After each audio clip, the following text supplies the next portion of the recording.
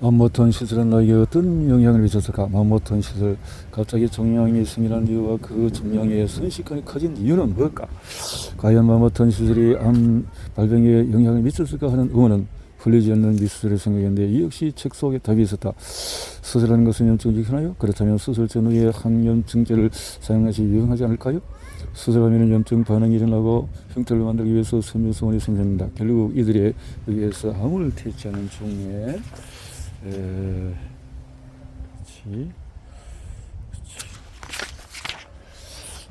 필요한 면역세포인 T세포나 NK세포가 억제된다. 이 책에 주장한 수술이 염증을 일으키고 그것이 면역세포를 억제하여 암을 유발할 수 있음을 미리 알고 집도의 반대에도 불구하고 대표적인 항염증적인 저용량 아스피린을 복용하기로 결정한다. 그러나 수술 일주일 전 아스피린 복용은 매우 위험하다.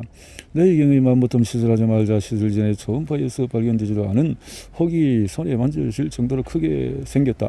맘모톰을 시술한 의사는 혈종이라 추정했고 다른 의사는 시술과는 연관성이 없는 양성정성이라 했다.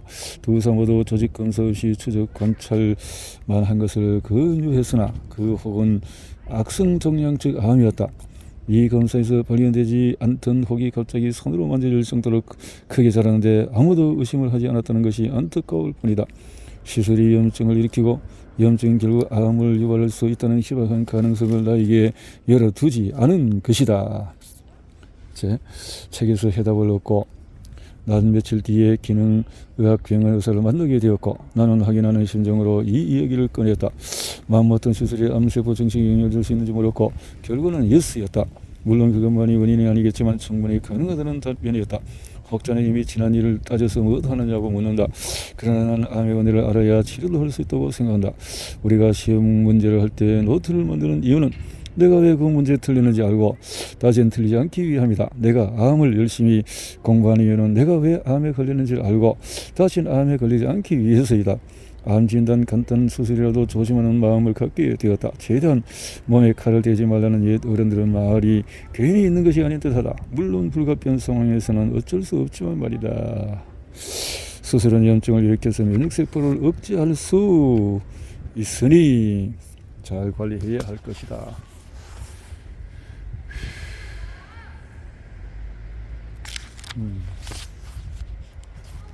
당연한 건데 몰랐던 거죠.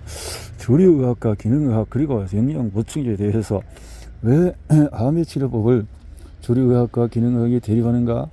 조류의학에서 왜 제약에서의 처방을 처방하고 영양 보충제를 이용하지 않는가? 암에 대한 치료법을 공부하면서 가장 궁금했던 부분이다. 조류의학 이런 데서 그래서 1970년대 조류의학과 대제약이라는 별개의 두 진영이 등장해서 싸움이 점점 격해졌다. 하나는 오로지 병이 낫기만 뿐인데 환자들은 두 진영 사이에서 혼란과 두려움을 고스란히 감내해야 했다. 암의 치료법에 있어서 조류의학과 기능의학이 대립되는 것처럼 느껴지는 이유는 두 진영이 암을 보는 관점이 다르기 때문이다. 암을 보는 관점이 다르기 때문이다. 그리고 우리 몸의 자연치유의 힘을 믿는다. 조류의학이 이미 있는 암을 제거하는 데 중점을 둔다면 기능의학은 암을 예방하는 데도 중점을 둔다고 보면 될까? 우리나라에서 기능의학을 하는 의사들은 외국의 대제학자와 달리 조류의학도 수용하고 있다. 다만 암은 대학병원의 짧은 진료로 치료할 수 있는 단순한 병이 아니라고 본다. 그래서 기능의학자들이 종금속 검사를 통해서 바람의 원인을 찾기도 하고 영양평가 등을 통해서 암 환자의 면역이 떨어지는 제3의 원인을 찾아내는 데 주력한다. 특히 항암 치료를 받는 환자는 음식을 제대로 먹지 못하니까 영양이 심하게 결핍될 수 있고 대학병원에서는 이러한 것들을 전부 고려해 치료하지 못하므로 기능의학에서 이런 것을 대신하는 것이다. 이러한 기능의학자들의 노력에도 불구하고 조류의학에서 기능의학을 인정하지 않고 보조요법을 돈 낭비로 취급하는 이유는 뭘까? 그것은 기능의학을 제대로 공부하지 않고 환자를 상술로만 보는 일부 잘못된 기능의학의 형태 때문이다. 돈만 되면 아무 주사나 꽂고 모든 환자에게 일률적으로 똑같이 치료하는 것은 잘못된 치료 방법이다. 그러다 보니 조류의학계에서 이러한 무분별한 치료를 견제하고 환자의 상태가 더 나빠지는 것을 막기 위해서 기능의학의 모든 치료를 부정하게 되는 안타까운 결과가 나온 것 같다는 생각이다. 하루에도 수많은 환자를 진료해야 되는 대학병원의 형성상 각각 환자에만 짧게 시간할 수밖에 없다는 것도 이해는 된다. 그러나 대학병원의 진료가 아쉬운 것도 사실이고 기능의학 병원들 중에 환자를 돈으로만 보는 것이 있는 것도 사실이고 환자들이 불안한 것도 사실이다. 결국 어떤 견해를 따라서 치료해 나갈지 기능의학이 그럼 이쯤에서 다시 주류의학에서 왜 제약회사의 처방만 처방하고 영양보 처지를 이용하지 않는가 질문에 답해야 거꾸로 봤네. 거꾸로 봤어. 기능의학이 돈을 받네. 현대학이 돈을 본 것이 아니고. 자, 제약회사에 있어서 다른 무엇보다도 산업이란 것이다. 이 약들은 모두 값이 싸고 특허도 완료되었다. 값이 싸고 특허가 완료되었던 이유만으로 항암 효과가 있음을 보여주는 많은 연구에도 불구하고 제약업계에서는 관심을 가지 않는다. 제약회사들은 사람을 치료하는 것보다 돈을 버는 데 훨씬 더 관심이 있다. 제약회사, 항역법, 방사선 치료, 수술, 표적 치료, 면역 치료 이외에 어떤 것들도 시도되지를 원치 않는다. 거대 제약회사는 어떤 자연물결이 특허가 있는 약물로서 수용이 좋다고 계산될 때까지 당신보다도 더 자연물에 대해 모를 수가 있다. 다시 말해서 제약에서는 아무 예방에 관심이 없으며 치료 행위를 유지하는 것에만 관심이 있다. 기능의학에서 사용하는 값싼 치료제나 몇 푼 되지 않는 비타민C, 항암제를 대체할 이유가 없지. 주류학은 질병의 원인으로 증상에 대한 치료가 문제다. 암에 걸려서 병원에 갔을 때 우리 그동안 무엇이 문제였는지 암의 원인에 대해서 연구해 봅시다 라고 말하는 의사는 없다. 의사가 봐야 할 환자가 너무나 많고 제약회사도 마찬가지다. 물론 나는 한쪽의 의견만을 지지하지 않는다. 의사 선생님과 또 대학병원에서 조치해 줄 수 있는 것에도 한계가 있으니 그래서 자기 생각에서는 그렇다라는 거죠. 그래서 양쪽으로 다 이렇게 살펴봤다는 거죠. 알아두세요. 주류학과 기능학은 암을 보는 관점이 다릅니다. 암은 제약회사의 거대한 주요한 산업이다. 불연 치료만 하고 다른 관리를 소홀히 하는 것을 실수를 하지 않기를 바란다. 난임 수술과 유방암의 상관관계. 난임 수술과 유방암의 상관관계. 아유.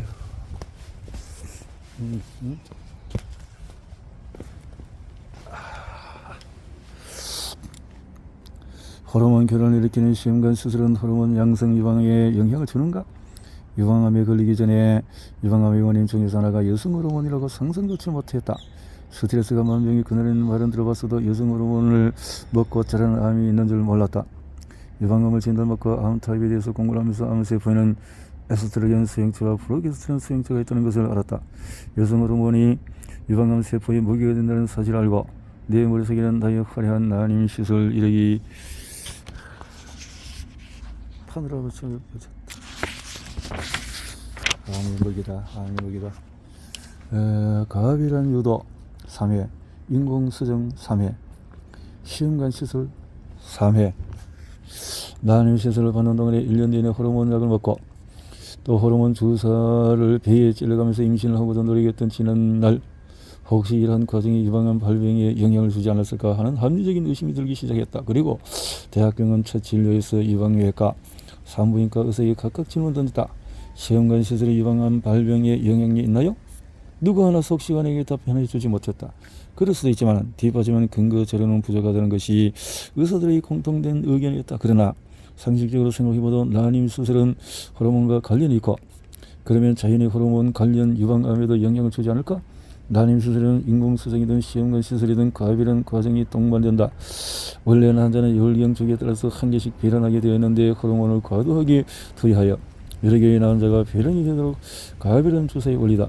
가압이란을 통해서 정상적인 호르몬 상태에서 비정상적인 호르몬 상태가 되고 이로 인해서 호르몬 결혼이 오는 것이 당연한 이치다. 물론 난임 수술은 환자 스스로 선택이지만 그것이 1%라도 유방암과 관련이 있다면 최소한 경각심 정도는 가질 수 있도록 안내해야 하지 않을까? 인터넷을 검사하다 어느 유방외과 의사선생님이 올린 블로그를 보았다.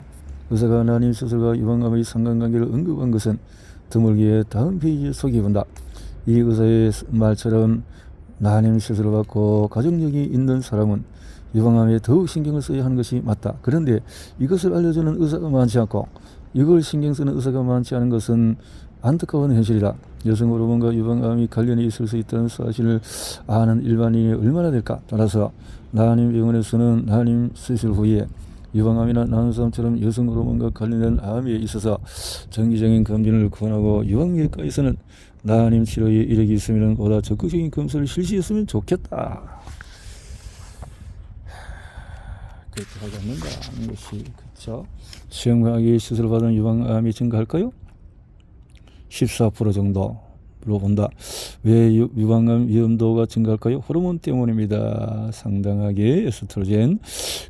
그러면 해도 되나요? 당연히 유방암 위험도가 증가하지만 위험도를 그래도 불안은 어떻게 할까요? 현재는 폐혈을 유도하면서 에스트로겐을 높이지 않는 방법은 없습니다. 폐혈을 유도하면서 자 이게 환우들과 얘기하다 보면은 호르몬 양성 유방암에 걸린 환우 중에 상당수가 시험관 시술 이력이 있다. 상관관계를 밝힌 연구가 아직 부족한 것일 뿐 그걸 누가 장담할 수 있겠는가? 결국 자신의 몸은 자기 스스로 생길 수밖에 없다. 나 하나가 글을 쓴다고 해서 의사들이 달라지지 않겠지만은 적어도 이 글을 읽는 환자분들은 경각심을 가졌으면 좋겠다. 혹시라도 몸에 혹이 있어서 조직관 절충이라면은 조직 검사를 미루지 말았으면. 그리고 괜찮다는 말에 의존하지 말고 여러 군데 진료를 받아보자. 유방암의 위험들은 에스트로겐의 노출과 관련이 있습니다. 덴마크 진행된 시험관 시술을 받은 산모의 경우 일반 여성들보다도 약 14% 유방암이 더 생기는 것을 보고했습니다. 난임 시술하시는 분은 더 자주 실시해야 합니다. 그것은 더 검진을 해야 합니다. 라고 했네요.